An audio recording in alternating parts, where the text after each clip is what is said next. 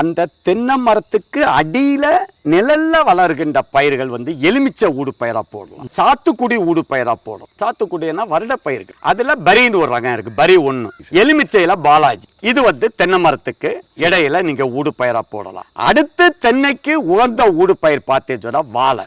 ஏன் நம்ம வாழை நம்ம சொல்றேன்னு சொன்னா, இந்த இடம் வந்து நத்தம் நம்ம ஏரியா வந்து சூரிய ஒளியினுடைய தாக்கம் அதிகமாக இருக்கிற ஏரியாக்கள். அப்போ இந்த வாழை போட்டேன்னு சொன்னால் அதுக்கு கொஞ்சம் ஆரம்பத்தில் நிழல் தேவைப்படும் தென்னைக்கு. வாழையை 1 வருஷம் 2 வருஷம் போட்டுக்கிட்டு அதுக்கப்புறம் நம்ம வாழையை ரிமூவ் பண்ணி அந்த வாழையை தென்னை மரத்துக்கு உரமாக பயன்படுத்தலாம். காத்தடிச்சாதான் வாழைக்கு ஒரே ஒரு பிரச்சனை வந்து இது. அப்போ நீங்கள் ரிஸ்க் எடுக்காமல் இருக்கணும்னு சொன்னால் என்ன பொறுத்தளவு எலுமிச்சையும் சாத்துக்குடியும் பெஸ்ட். அப்போ உங்களுக்கு மார்க்கெட்டிங் எலுமிச்சை வந்து நல்லா மார்க்கெட்டிங் போயிட்டு இருக்கு, அதை நீங்க வருஷ குத்தகைக்கு விட்டுறலாம். அப்ப நீங்க எலுமிச்சை அல்லது நம்ம சாத்துக்குடி பரி 1 அது ரெண்டையுமே கூட வைக்கலாம். ரெண்டுமே வைக்கலாம்.